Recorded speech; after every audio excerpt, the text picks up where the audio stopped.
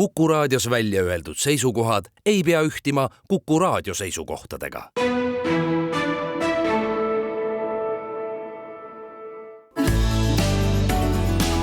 Keskpäevatund. Kuula nüüd.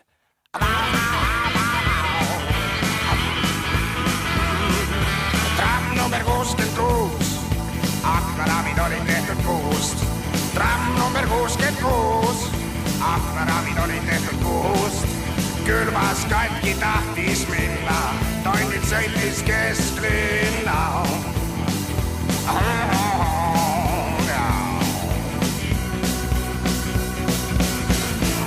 Järgmine peatus vineerib.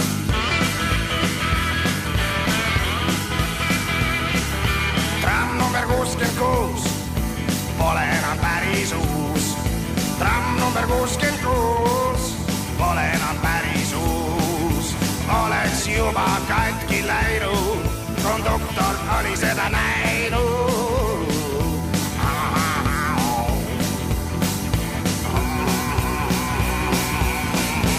Järgmine peatus kosmos.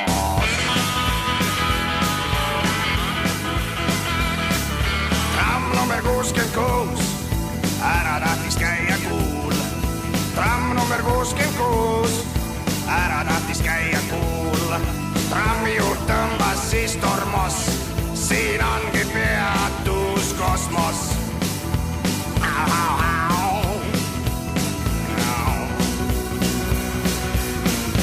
Viimane peatus.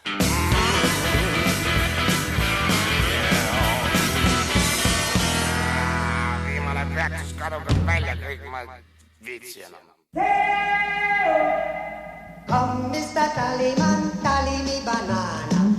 Uudiseid koduvabariigist.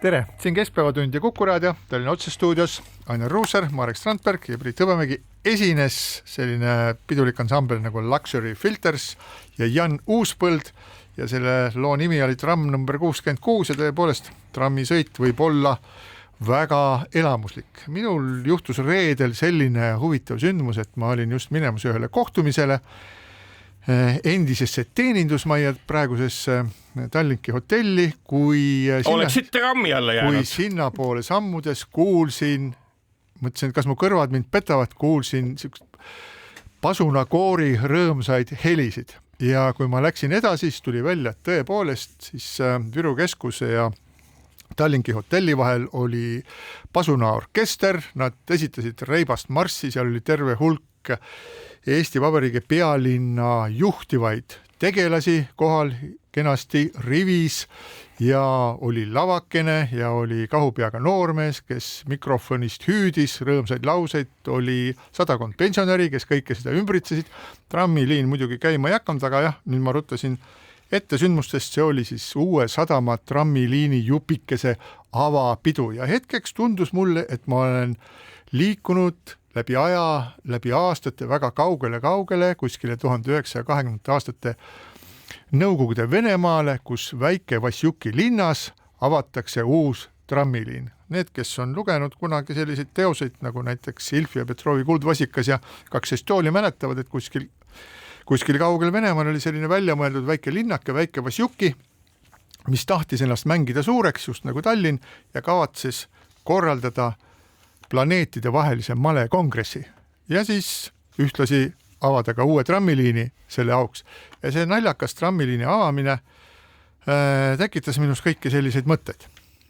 No ja Tallinn ei ole välja mõeldud linnake ja tramm ei ole välja mõeldud sõiduvahend. Tramm on tegelikult ennast tõestanud kõigis suuremates linnades, kus trammiliiklus on ja tramm on tõepoolest suurepärane transpordivahend, mina julgen küll nii öelda ja tegelikult see millest Priit räägid, mulle natuke arusaamatuks, sellepärast, et idee sadamast trammiga lennujaama, vahepeal bussijaama juures peatus on ju iseenesest suurepärane.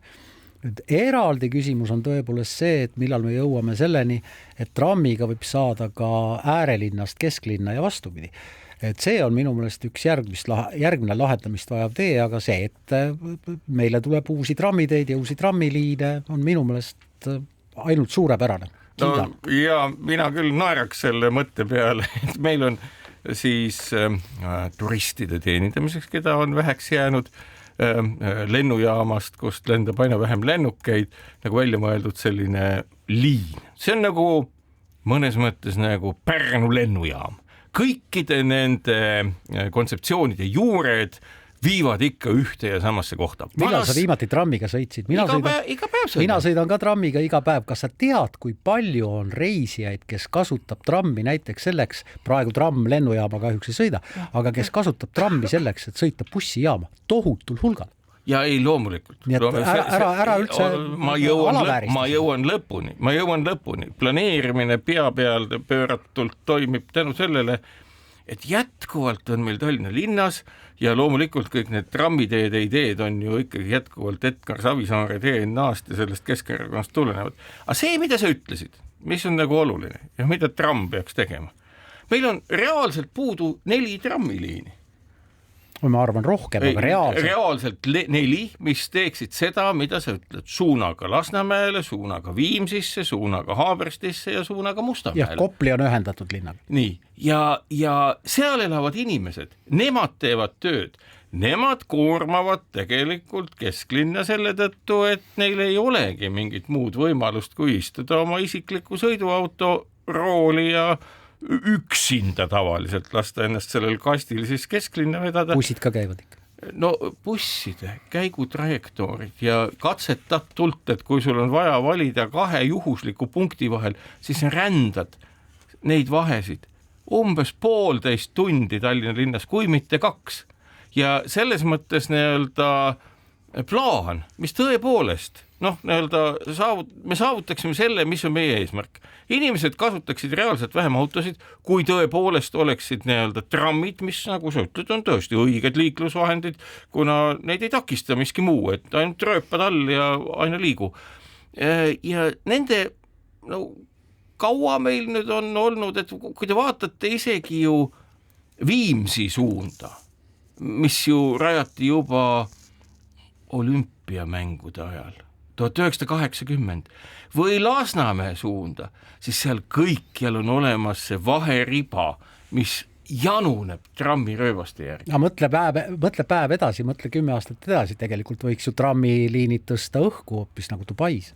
Jah, see on, ma arvan, kohe räägib. Me ei räägi, igale poole võiks tõsta, aga isegi nagu see lihtsam asi, et ei oleks nagu Dubais, kus põhimõtteliselt, kui kogemata seal keegi oma taskusse augu teeb, siis pudeneb sealt ju kulda välja. Meil ei ole siuksed olukorrad ja selles mõttes, et inimeste reaalseid kulusid vähendada ja elu mugavamaks teha, on need 4 liini. Need, milleks pidanuks, ütleme, viimased 20 või 30 aastat Tallinna linnavõim kõnelema.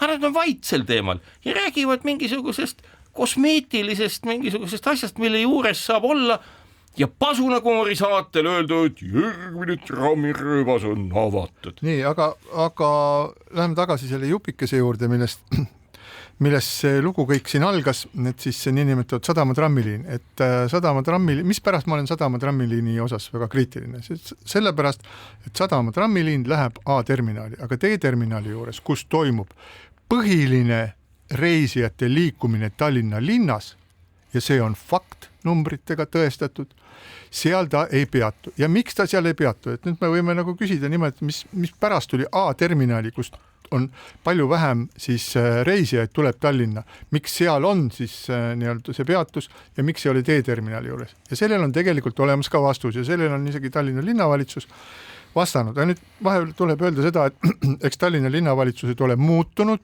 ja absoluutselt ei saa siis praeguse selle suhteliselt lühiajalise linnavalitsuse kaela ajada mingisuguseid pikaajalisi probleeme. Pikaajaline probleem on sellise strateegilise vaate puudumine, aga see on olnud ka muidugi selline, ma ei tea, see on selline krooniline haigus, aga mida siis ütles linnavalitsus selle kohta, et mis pärast sõidab tramm sinna, kuhu ta ei peaks sõitma ja ei peatu seal, kus ta peaks sõitma, aga vabandage, et näete, et see admiraliteedi basseini projekt sai varem valmis, sinna planeeriti juba see sild valmis, sillaga ja nüüd me ei saa seda hakata muutma. Ja kui me oleksime tahtnud seda teha veel sellist kilomeetrist ringi ja hakata siis sõitma läbi sealt terminali juurest, siis oleks meile läinud maksma veel nii ja nii mitu miljonit. Ehk et see vastus on tegelikult, siin on 2 vastust. sellele küsimusele. Üks on see, et planeerimine on lühiajaline, see sõltub tont teab millest, ma ei tea, millest see sõltub, igal juhul ei mõelda 10 aastat ette, ei vaadata reaalseid reisijate mahte, kus nad tulevad, kuhu nad lähevad, projekteeritakse nii, et see oleks nagu mugavam ja ei tehta kulutusi selleks, et linnaelanikku paremini teenindada, vaid me otsime nüüd kokku, öeldakse, me otsime nüüd nii ja nii palju miljonit kokku selleks, et kokku hoida.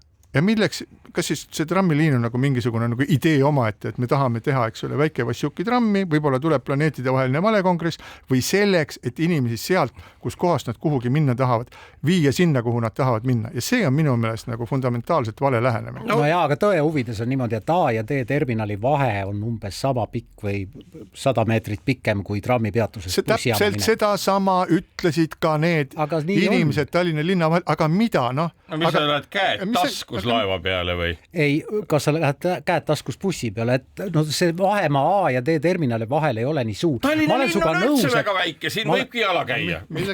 Ma olen suga nõus, et jah, loomulikult idee kohaselt võiks see tramm peatuda D terminalis, aga see ei ole peaks, mitte ei võiks, vaid peaks, saad aru.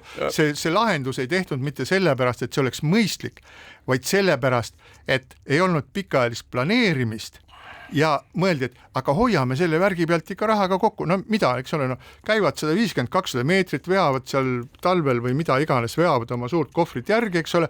Noh, see on isegi nagu sport, see on nagu väike kardio tegelikult, eks ole, see on ju hea. Tegelikult soomlased tulevad, nad on õlut täis, eks ole, söönud rasvast toitu, las nad nüüd liigutavad. Ja söövad Tallinnas veel, eks ole, kõht läheb tühjaks. Las nad teevad väikse spordi, eks ole, ja läbi lume, eks ole, ja siis, noh, me oleme isegi nagu midagi head teinud, et tegelikult see on nagu väga mage. Et ma viiksin Mareki jutu juurde tagasi, et tegelikult tähtsa planeerimise küsimus on ikkagi suurte Tallinna kesklinnast eemal asuvate linnaosade ühendamine trammiga, see sama õnnetul Lasnamäe, kuhu tõepoolest seda trammiteed on kavandatud, ma ei tea, 30 aastat. Miks teda ei ole, ma ei tea. Ja siis on veel ju üks suund, et linn on arenenud nii paljudesse suundadesse väljapool, mis ei ole enam linn, ehk et trammi järgi jänuneks tõenäoliselt ka Jüri suund ja väga paljud muud suunad, Tabasalu suund, mis oleks siis Haabersti jätkuks ja nii edasi, et ühesõnaga me teame seda, et trammiliin lõppkokkuvõttes vähendab muu liikluse koormust, kui see on olemas, siis saab seda õigustada.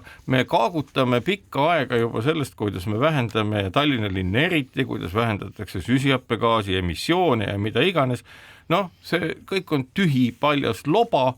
Tallinna linn on üks võimsamaid omavalitsusi ju Eestis just nimelt rahalises mõttes ja ma kujutan ette, et sellest üle miljardisest eelarvest süsteemselt mingisugune 300 miljonit just nimelt uue liikuvuse sisse investeeritult pikaajaliselt annaks selle, mida linn unistab. No jah, nii kaua peaksid kõik need lobasuud, kes räägivad seal mingisugusest inimkesksest linnast ja millest kõigest veel, lihtsalt nagu vait olema ja mitte nagu ärplema sellega. Loomulikult pasunakoorid on head, kuna inimese teadvusse jääb mälestus, et oli pasunakoor ja see on ettevalmistus valimisteks, olen ma kurblooliselt selle järelduseni jõudnud. Aga jah, et ega ju, mida me teeme? Tühja tähjaga tegeleb linnavalitsus edasi täpselt samamoodi nagu uus retoorika on tulnud, uus sõnakasutus. Lennujaamas saab sadamasse, lennujaamas saab raudteejaama. Ei saa täna, ei saa lennujaamas saab raudteejaama, lennujaamas saab bussijaama ja vastupidi. Täna ei saa lennujaama. Riias ei saa trammiga lennujaamast bussijaama ja lennujaamast raudteejaama. Helsingis ei saa trammiga lennujaamast sadamasse. Hämmastaval moel. Helsingi lennujaamast lendab oluliselt rohkem lennukeid kui Tallinna oma. Hämmastavalt Riiast ka. Just, et küsimus on siis selles, et kas transpordi terviklikkus on küsimus trammiliini olemasolust. Ehk et veel kord, ma ütlen seda, kogu see tants ja trall on koostöövõimetud seltskondade asendustegevus, igaüks näitab seda, kui tubli ollakse ja põhimõtteliselt, me võimegi öelda, et ja Guinessi rekordilaamatusse me saame panna, et Tallinna linn tõepoolest on koht, kus trammiga saab sadamast lennujaama, aga paraku peame ütlema, et sealt väga palju lennukeid ei lenda. Ja, aga ma loen nüüd ühe pealkirja. Pealkiri on aastast augustis 2023, praegu on teatavasti 2024. Abilinnapea Svet trammiga ei saa Tallinnas lennujaama veel vähemalt 2 aastat ja see on seotud Rail Balticu ehitamisega selleks, et ehitajad ütlevad, et selleks tuleb trammid seisma panna ja kui töö läheb lahti, siis 2 aasta pärast saab trammiga sinna. Nii et trammiga ei saa sinna, ei saa tänna ja see asi on täiesti nagu seal samuskis, aga kui me nüüd vaatame, et siin oli... Ma pean silmas, et trammiliin läheb ja tramm käis lennujaama hakkab 2006 uuesti käib. No sa arvad, 2006. No mida iganes, me suutsime üle elada, et mitu aastat oli kesklinn täiesti üles kaevatud nagu mingisugune Ukraina sõjatanner. 2-3. 2-3 aastat oli see tundus ju kohutavalt pikk aeg. Kas enam ei ole? Aga sõbrad, see aeg on möödas, ma käisin ise ja vaatasin eile, seal ei ole enam neid väljakaevamisi ei toimu, seal on plaatidega kaetud teed, muide näeb täitsa nagu tipp-topp välja. Ma üldiselt väldin sinna autoga kesklinna minemise pärast, seal on võimatu kuskile parkida ja ma arvan, et see ongi nagu linnavalitsuse idee. Sa räägid Kaubamaja ja hotelli vahelisest lõigust, aga on teisi tänavaid, mis on üles kaevatud. Jaa, kindlasti on. Ja ma räägin sellest nagu kesklinna osast, et me ju 3 aastat läks nagu lipsti, mis on nagu täiesti õudne tegelikult, et mis see 2 aastat oodata, millal trammiga saab, võtad kohvri, seisad peatusesse, ootad 2 aastat, ongi juba möödas ja sa oledki lennujaamas. Kas sealt keegi kuhugi üldse lendab sellel ajal, sellest ma midagi ei tea, aga ma tahtsin siis öelda seda, et uusi trammiliine tegelikult unistasite siin, et sõita kuskile Piritale või Nõmmele või tont teab kuhu, Lasnamäele, eks ole, aga tegelikult sel nädal oli selline uudis, et Tallinna linn saab Kliimaministeeriumi kaudu endale kogu euroraha ehk 40 miljonit eurot, mis Eestile trammiliikluse arendamiseks on eraldatud, sest teistes omavalitsustes, vaadake, lihtsalt pole trammiliine. Muidugi siin on üritatud viia üksikud trammivaguneid kas Saaremaale või Läänemaale, aga no näed, trammiliiniks raha ei saa. Ja siis kuhu see trammiliinid siis lähevad? Tuleb Pelguranna trammitee, siukene sõlmekene sinna ja siis tuleb üks jupp, mis sõidab, mis on nimetatud Liivalaia trammitee ja Suur-Ameerika trammitee ja see teeb sellise nagu kaare ümber Tallinna südame. Ja siis see Pelguranna trammitee ulatub siis Stroomi randa, sealt saavad inimesed hakata siis mööda seda Kopli trammiliini Tallinna südamesse jõudma, see Suur-Ameerika ja Liivalaia, see tekitab minust küll nagu kummastust, et milleks seda tegelikult vaja on, aga kui me vaatame nüüd seda, kuidas Tallinnas neid trammiliine siis planeeritakse, siis tehakse mitmesuguseid huvitavaid plaane, kui inimesed on kuskil seal Solarise keskuse lähedal ja siis suunduvad siis Tatari tänava poole, siis nad näevad seal ühte hiigelsuurt maja, milles on auk.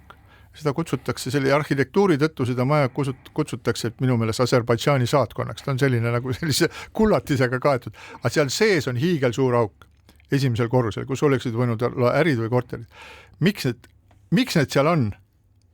See on nagu Ravala puieste jätk, nad on seal sellepärast, et sealt oli planeeritud trammiliin läbi ja maja, siis arendaja oli sunnitud ehitama selle maja nii, et see trammid saaksid sealt maja seest nii-öelda läbi sõita.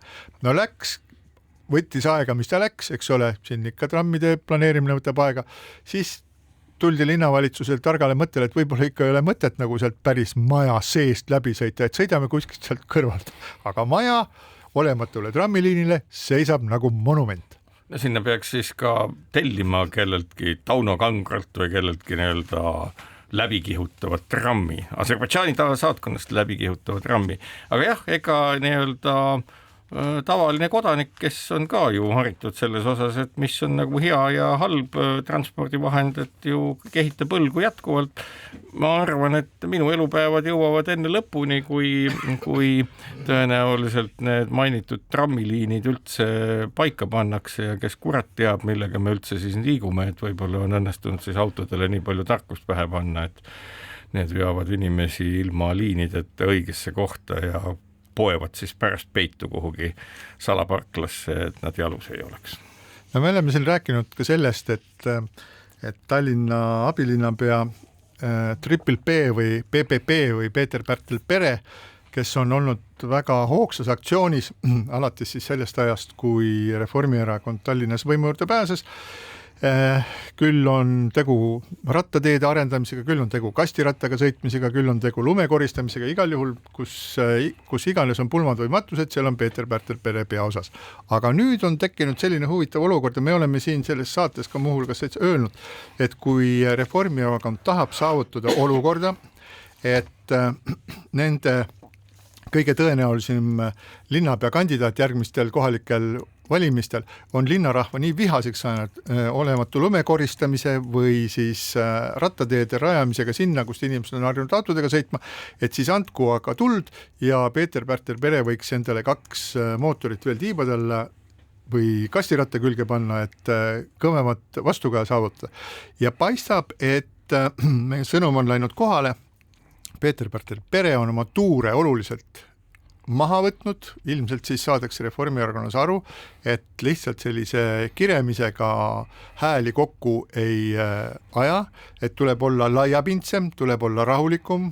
Peeter-Pärtel Pere ei taha enam väga palju rääkida kastiratast, sest ta ütleb, et ta tegelikult ei ole nagu kastirataste fänn, et ta ei oska kummi vahetada ja rääkimata siis keti parandamisest, et ta ainult sõidab nendega ja ma arvan, et me võime kõik vaadata, kuidas vormitakse juhtpoliitikut, kes peab olema selline nagu Reformierakond praegu, et ta kellelegi, et ta just nagu ajab õiget asja, aga samal ajal kellelegi nagu üleliia närvidele ei käi. On selline tõeline rahvapoliitik, aga mitte näiteks Kalamaja 1 ruutkilomeetri esindajate kõvahäälne siis ruupor või siis lumekoristamise ebaõnnestuva lumekoristamise eestlükkaja. Pärast kevadet ei ole tõsist lumesõdu veel tulnud, aga küll nad tulevad, et eks siis saame näha, kas on midagi muutunud. Ikkagi oli juba. Seda aprilli, kui eks nagu Pärtel-Peeter Pere ilmselt igal õhtul läheb magama lootuses, et lund hommikul ei saja, et tal on ikkagi tõsine ju, kui ette kujutada tema igapäist elu, siis on see ikkagi väga-väga närviline, kui ikkagi need vihmavood, mis praegu vedelilt maha tulevad, tuleksid lumena, haaraks ta peast ja saaks võib-olla infarkti. No linnauudistest rääkides veel ilmus Postimehes üks huvitav reklaam, lehekülje suurune reklaam, mis siis kutsus üles looma Edgar Savisaare mälestusmärki või monumenti. Ja need ideed, mis seal oli kirjeldatud, olid siis järgmised, et Edgar Savisaar, kes monumendi idee algatajate järgi on vähemasti sama tähtis inimene kui Konstantin Päts või Jaan Poska, väärib samasugust tähistamist ja et tema mälestusmärk võiks siis tulla Harjumäele tema nimelise kohviku kõrvale, ma küll ei tea, kus kohas see kohvik seal on, aga kui nii öeldakse, et ju siis on ja see monument võiks välja näha niimoodi, et et ärge hakake naerma, aga püüame. Edgar Savisaar seisab ja toetub tema kõrval seisvale Tallinna Raekoja tornile, mis nagu näitab seda, et Edgar Savisaare suurust, et vaimselt oli ta palju suurem kui Tallinna Raekoda. Muuhulgas on seal öeldud ka seda, et Edgar Savisaar oli see, kes viis Tallinna euroopalike linnade hulka, ma arvan, see siis oli kuskil 1400 kuni 1600. No kui Hansalinnaks saime. Jah, Hansalinna ajal ja siis oli ka paar sellist iseloomustuvat sõna öeldud, et Edgar Savisaar kui suurmees, et temaga on selline lugu, et mõned inimesed idealiseerivad teda liialt, teised aga omistavad talle vigu, mida tal pole kunagi olnud. Nii et kui te natukene mõtlete sellesse lausesse sisse, et ühelt poolt idealiseeritakse liialt, teiselt omistatakse talle vigu ja tegusid, mida ta pole kunagi teinud, siis me saame aru, et Edgar Savisaar oli tõeline inimene, aga samas nagu üks meie kõigi keskelt ja siinkohal väike paus.